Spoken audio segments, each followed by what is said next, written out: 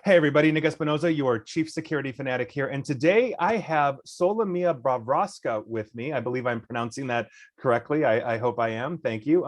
She is actually a member of Ukraine's parliament, but she is also the Secretary of Committee on Foreign Affairs and the deputy head of the Ukrainian delegation to NATO, as well as the former acting governor of Odesa. And Solomiia, thank you so much for joining me this morning. Thank you for being here with you. Thank you. Now, for context, right now, it is Friday, March 4th, 2022. It's around 4 p.m. or so, almost 4 p.m. in Kyiv, 8 a.m. here in Chicago Central Time. And first things first, I just want to know how you are, how your family is. The assistant I've been talking with on the phone, how are you?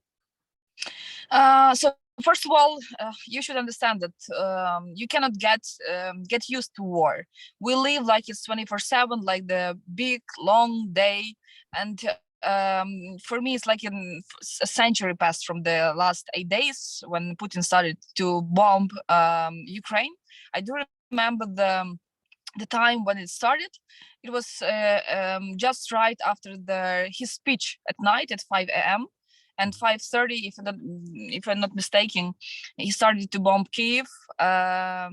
We heard the sounds of this bombing, and immediately we gathered in parliament to pass them to vote for martial law and to give all government to President Zelensky for him to be in charge. I hope now I'm in safe place, but you have to understand that all MPs are working and they are staying in Ukraine. We are in our fields, in our constituency. We are moving through Ukraine, helping with the humanitarian aid, helping to me especially, helping to the military forces, armed forces. We all understand that armed forces today is the first shield to protect Ukraine, and all civilians now are trying to be on the second line to help them, to be the whole total one service. Whatever they need, to give them whatever they need, and it's 24/7. I cannot even show my phone how many messages and calls are just immediately, and how sometimes in chaos so many people are working and helping each other and trying to connect each other, trying to find who disappeared from the connection, trying to find the special corridors to escape Kyiv, for example, or Kharkiv or Mariupol. Lots of news, lots of information, but still it's something horrible and unbelievable what's going on here. Yeah, and to that point, I think the world is just watching in shock and horror. It's unbelievable, which is obviously why I wanted to speak to you and others of your government, just to get information and get the word out and all of that. And from what I understood from your assistant, and maybe I misunderstood her, but you've actually been with the Ukrainian Defense Forces. Can you tell me what you're seeing on the ground right now on March 4th? What's the latest news that you have? So you have to understand that, yes, even though I'm a reservist of the Special Operation Forces, and that's why I'm helping so much and in charge with them and with involved in their activity, but you have to understand that they are now all of the military units, regular units of the armed forces, not only about Special Operations Forces, they are now on the front line in Kharkiv, in Kyiv, in Mariupol, which now it was taken into the circle. And we expect to have their humanitarian catastrophe, to be honest. They are in Odessa as well. So each of them are working with whatever they can. Air forces in air, airborne with a special their tasks, Special Operation Force, and especially with their tasks. But I need to stress about territorial defense. How many people, like it's more than 100,000, joined and signed the contract with a demand to serve at minimum and 1 year by their wishes, but they volunteer. They just came and signed this contract to serve in territorial defense because that's a part of armed forces, regular armed forces. And so we have long lines staying to join armed forces into territorial defense. That's everywhere in the regions, but really what we faced, that's a lack of ammunition or lack of the weapon. But nevertheless, on the first line with the armed forces when Russians will attack or invade this or that region, but they are now on the second line if we're talking about waiting for Russians, and each of region has their territorial defense, and that's amazing because so many people joined. Women wants to help with the food or whatever they can do, they are doing. The men, they're standing and sign contracts and training and have trainings in order to be prepared. So that's amazing, I would say. Yeah, absolutely. And we've been seeing that. We've seen reports and videos of just, as you're saying, the long line of both men and women signing up essentially to defend your country. It is, for lack of a better term, in a war zone, it's heartwarming to see people just so patriotic, loving their country like that. I think it's amazing. It's just been amazing to watch. And in that vein, we have been getting reports that your forces are starting to essentially get resupplies of weapons and ammunition from NATO allies like the Germans, Poles, Latvians, even here, the Americans are sending stuff. Can you confirm that? Are you actually now starting to receive ammunition and weapons? Yes, we already, yes, we are in process. We are receiving. You're quite right. We know that Russians have with this problem, but actually, to be honest, the first and the main point, we are trying to be heard by US and by EU with the NATO. That's the non-fly zone over Ukraine. That would help us and military forces to work much more better, because no one can be safe when they start to use the heavy shelling with artillery or rockets or cluster bombs, which are out of any international law of being used. And that's why we're saying, like, if you want to help us, please, that's the crucial point. It's not enough just to observe what's going on here.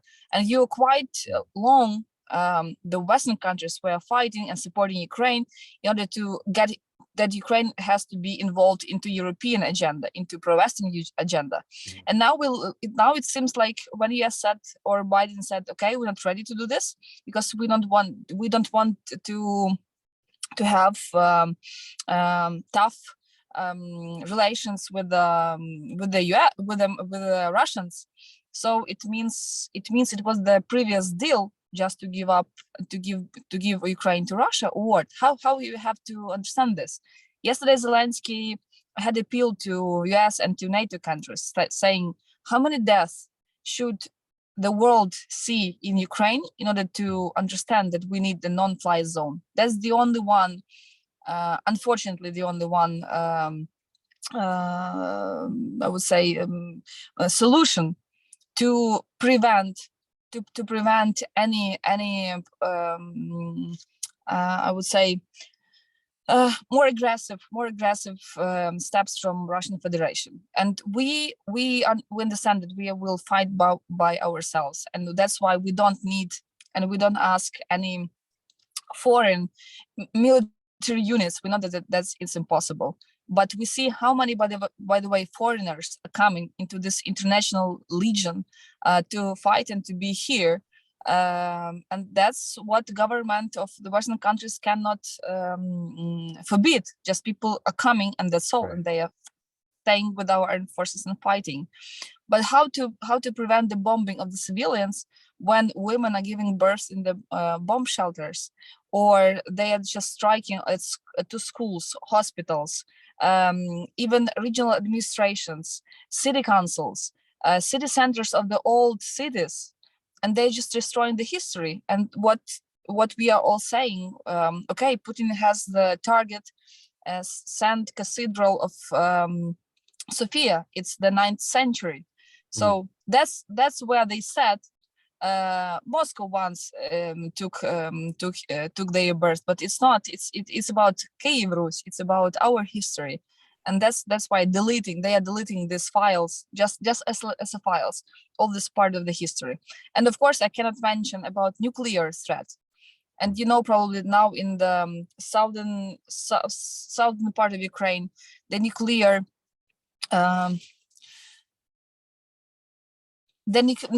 power plant was conquered by Russians, And Yes. we are all afraid because it's not about threat only to Ukraine. It will be the threat for the whole world. Yes. Yeah, and that is obviously a deep concern. And to your point, Vladimir Putin has been indicating that, you know, if there is any escalation with NATO, that he would not be afraid to use tactical nuclear weapons or worse. And that is something I think we're all terrified about overall, especially I think the globe. I mean, there's no place that these rockets can't reach. Yes. In that vein, I want to talk about President Zelensky real quick, because obviously we're getting a lot of reports. He has been essentially the face of Ukraine during this entire situation. How is he and his family doing? We heard reports that essentially Putin had sent a contingent of mercenaries to try to find him and possibly assassinate him in Kyiv, and I just want to make sure that he's safe and well and all of that. Is how's he doing We in his family? we all hope that he is in a safe place. He's working 24/7. It's obvious, with the Minister of Defense, with the Chief Commander, with the all armed forces. That is his main actually duty. But we are all worrying about his family as well. We know that they are staying in Kyiv with him, somewhere with him. But for me, it's a very brave step from his side that he stayed in Kyiv and working in Kyiv, showing an example that we are on our land and we will defend up till the end. And actually, it was totally his words. We now all are warned that Russians will use deepfake. They will through this video with him. They want to send a message to the Ukrainian nation that he's going to capitulate and sign the agreement. And we actually were said, do not believe and to be ready to get these deep fakes in our TVs, social media, and so on. But again, about Zelensky, he's in Ukraine with his family. He's working hard in Kyiv, and we do all understand the threats to his life, because we know that one of the scenarios was to kill him and to establish the new government, new president, and maybe it will be Viktor Yanukovych, who left his country, our country actually, in 2013, when Maidan and Revolution of Dignity started. If to be honest, we're afraid of this scenario, but the president made a decision, and I think he will be there up till the end. That's what we all expect.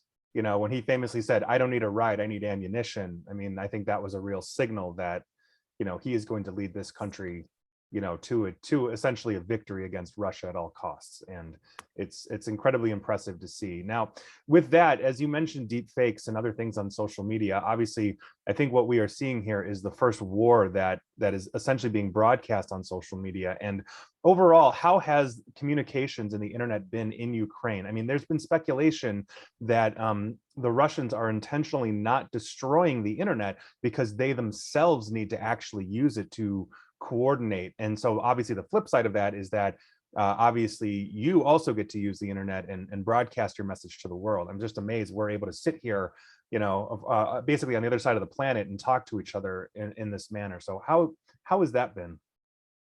I don't believe that they still decide to keep the internet because of their needs. I don't believe, because their propaganda in Russia works very bad. Okay. And what they're trying to say about special operation,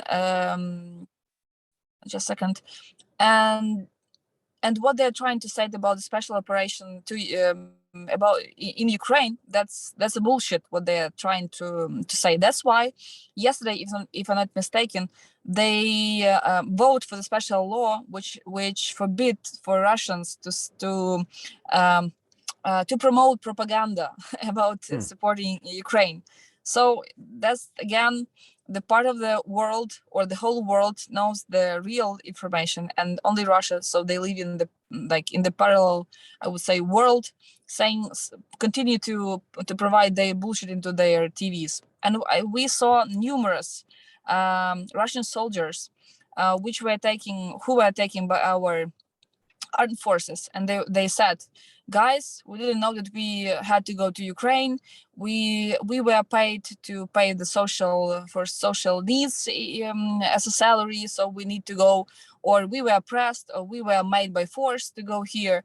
And if you look watch the videos, okay, they used the rockets, the missiles, bombs, and so on. But when they have these land forces, for us it's a bit strange because they do not resist. So they are going, but there's no no battles, no fighters, no fightings as we expected to have. And that's a bit strange. So they are giving up. They are ready to talk. They are calling to their parents with the tears in their eyes and saying, like, we didn't know, like, here is no Nazism in Ukraine. Here is it better roads, better shops, better stores, like better life. What's going on? We are as a chess on a chessboard. We are just instruments in Putin's hands. Yeah, but I think nobody expected in the world that Russia will start in Europe conventional war. We were ready for the hybrid war which he used to use, but to use this mix of even I can say that's a hybrid war. It's totally conventional war because they are losing now in a hybrid and in special information things. President, government, Minister of Defense, Parliament, we do understand that this time is not the time to keep the information in one hand. So that's why we spread so much, for example, information from intelligence as we can, the people to be ready to move or to remove from their cities and so on and so on. So now it's totally open, the open source, this information, and spreading with a very fast speed. Yeah, and I actually think that's helped the world. We were getting reports, and one of the things that we do here in my company, outside of my radio show and this videos and all that, is we actually do track things like cyber gangs. And one of them just claimed to have been starting to, thanks to open source intelligence, got an understanding of how to actually knock out Russian spy satellites. And so I think what you're saying, I think the more that intelligence is being shared, the better in this situation, especially coordinating. So I think that's fantastic. We were also hearing, on top of the Russian soldiers essentially just surrendering or giving up, that many of them were saying that they were essentially part of a training exercise. They had no idea that they were actually going to be invading another country, which is it's bewildering to me that you could actually push an army into another country like that. But here we are now. With that, as you know, and I wanted to ask you this, as you know, representatives from your government met with Russian leaders on the border of Belarus, very recently. Can you give us any insight into that, what your government is thinking, how you think those talks went? Can you actually, trust the Russians? I know there were going to be corridors that were created to allow civilians to get out of war zones, but, what are your thoughts on this? So my thought is, I do not believe into these negotiations because we know Russians well, and it's very irrational and state and especially Putin's regime about Ukraine. That's not about the logic. That's not about rational things. That's not about pragmatic moves and issues. That's only about personal, how to get Kyiv and government in Kyiv, how to conquer and rule Ukraine. I think these negotiations, they started because they have to refresh maneuvers or to rebuild their tactics, and they are just trying to win the time, because when the first negotiations were held Kharkiv and the towns near the Kyiv, they were bombed, heavy shelling was used, and I do not believe that they will keep their word actually at all. We quite know very good the Russian mentality, and that's maybe the last lesson we have to trust to. So the last one negotiations yesterday, which was were held no confirmation 100% for the humanitarian corridors. That's maybe only one compromise, but they do not have but still do not have confirmations from the Russian side. And of course, no positive news about their demand from us to recognize Crimea as a part of Russia, to recognize so-called republics as independent states, and to demilitarize Ukraine. That's is out of the out of understanding compromise of any compromise, and I would say that this will lead us to suicide without no fight. So I do not believe actually at the result of this group. That's a that's very typical tactical movement from the Russian. Gotcha. Yeah, and I mean, what you say is logical. You know, it doesn't seem like their invasion is going as planned. They failed to meet their targets, capture their targets, you know, in the time frame that they thought, and so delaying with talks like this maybe you may be completely right. And I want to switch to NATO real quick, because you're the deputy head of the Ukrainian delegation in NATO, and obviously, you know, as we talked about, NATO countries are supplying you, but they're obviously not sending soldiers. Do you think that there is anything that Ukraine, you or President Zelensky can do to actually change the position of it at this point? Are there thoughts on that you have on the current position of NATO, or you know, what NATO could be doing more for Ukraine? Yes, the more and the core thing is that's non-fly zone. That's the only and the first thing we really need, and we're not playing with this at all, because that will help us to prevent the quantity of refugees, to help our armed forces to fight with the land on the land, to prevent the shelling from the strategic objects, because no one of us can understand on which, for example, nuclear power plant they start to bomb, or on which school, or which. Okay, we're not talking about the military forces. That's obvious when they have conventional war, but how to prevent the death from the people, or disaster like world disaster? That's, I think, and we all think, and that's why we are staying on this, that non-flying zone. And one thing actually, what was strange for us, that was how Europe and the US, they switch off from the SWIFT system, Russian Federation. So they now switched off only the second line banks, but not the main banks. That means their economical system works normal, and actually is not these sanctions are not so painful for them. I would say that we all understand that Hungary, for example, that's a totally pro-Russian state, and it's impossible to find support from NATO as a whole, because they need the vote from Hungary. But I really do not know how much should happen to change the NATO approach to us. We all understand that they now trying to negotiate with Sweden. Sweden is frightened. Baltic states are frightened as well, because they have nearby the Lithuania, Kaliningrad, which is officially now Russian part of their state, and Poland totally knows very well what does it mean Russia, and that's why these NATO allies, they are so strong in their messages, and they are right, because there is no sense to build such kind of treaty if it doesn't work to prevent on their borders what's going on. And that's why I'm going back to my thought. What is the price for Ukraine, for Europe, and for US? Like, how much do we cost, and just to stay behind and observe what's going on here?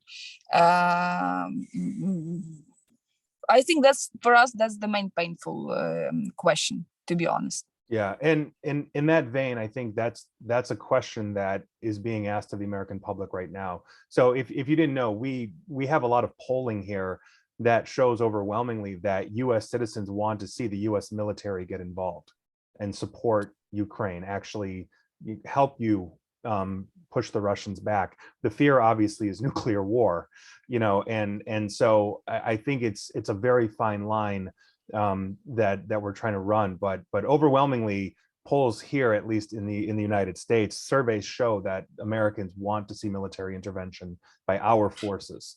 in support of And that's actually great news, because they have to understand, they have US has strategic interest in Poland, and you know why.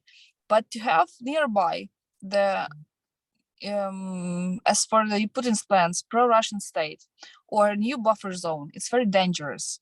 And so we have to move NATO borders so much deep and close to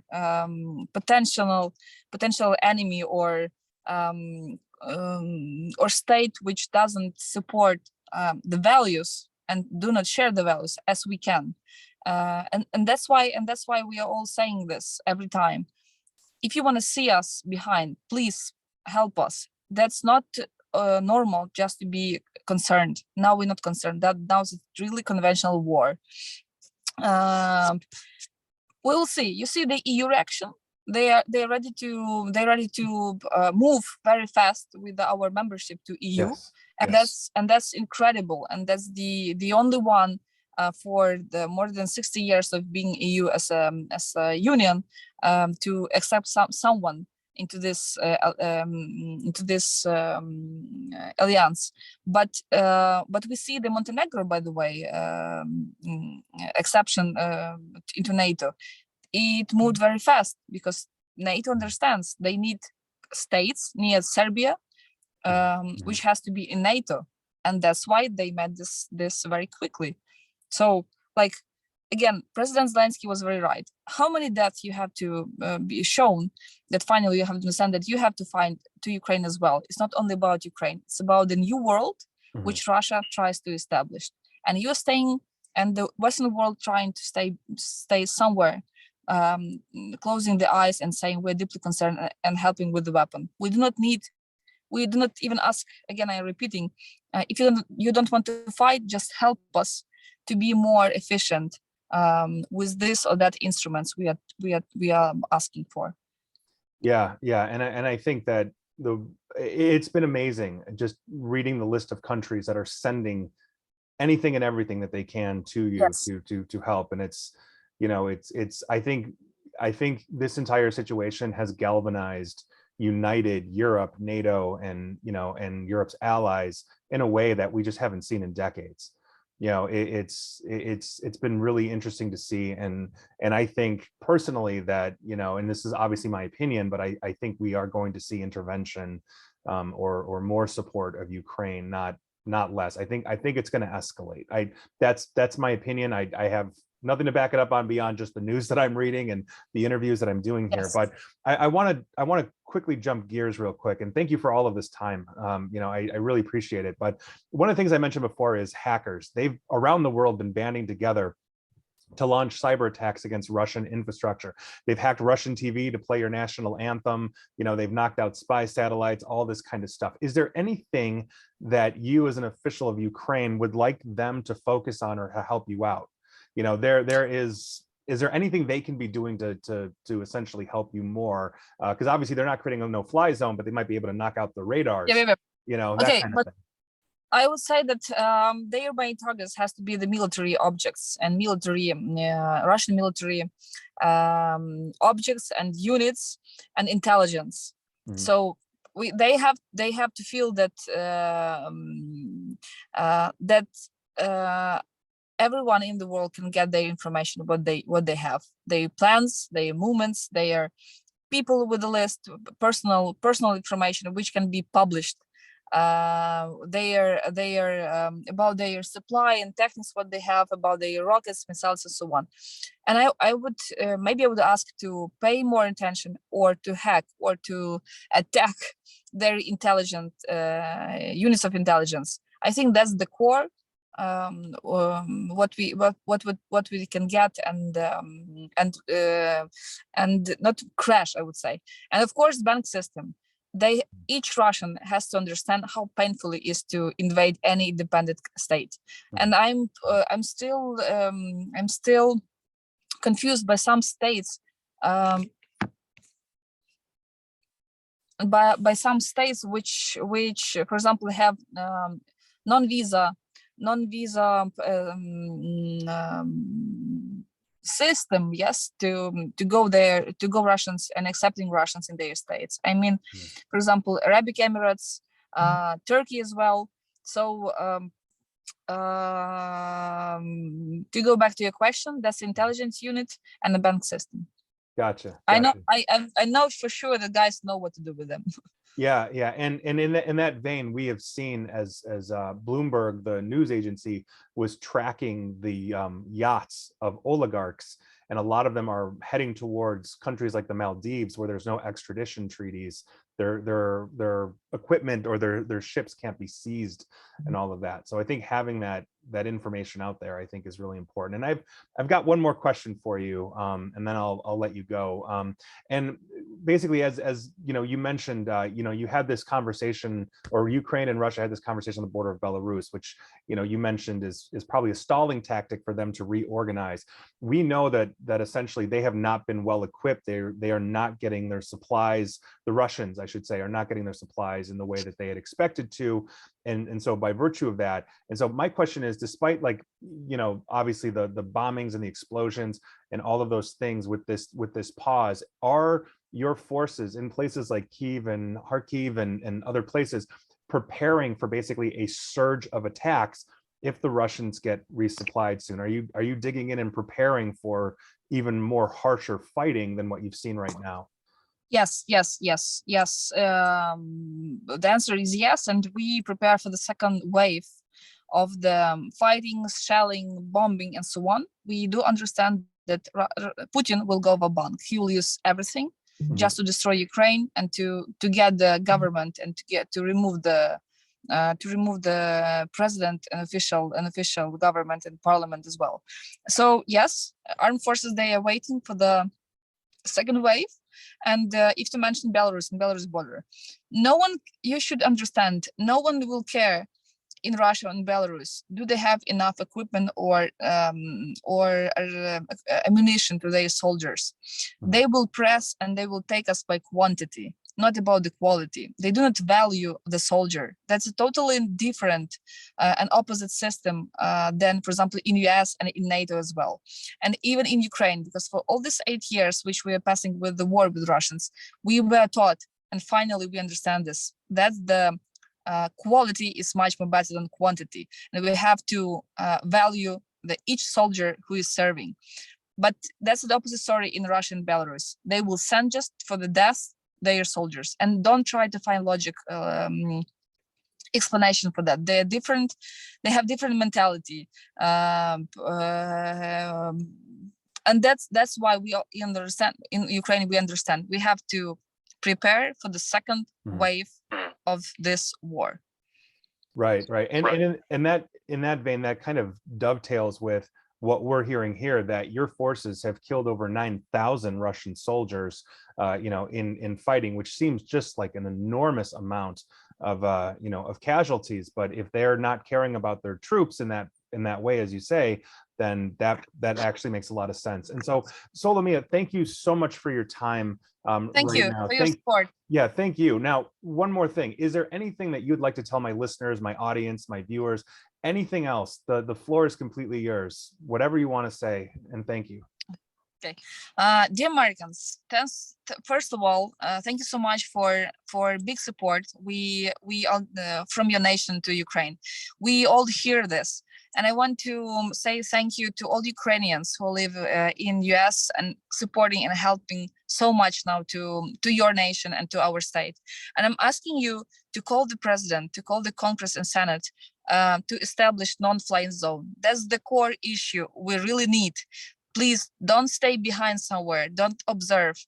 That's the real way and chance to stop and to prevent Putin to move forward. It's not about Ukraine. The next could be Baltic states and Poland. So just to keep silence, that's actually not the way at all. And I think the victory of Ukraine will change, or the victory or failure of Ukraine will change not only Russia, but change a lot of international systems, and EU, NATO, and America as well. And with thank that, you. And thank you. Solomiia Bobrovska, thank you so much. Please stay thank you safe. So much. And thank you. Yes, the world is with Ukraine right now. Thank you so much.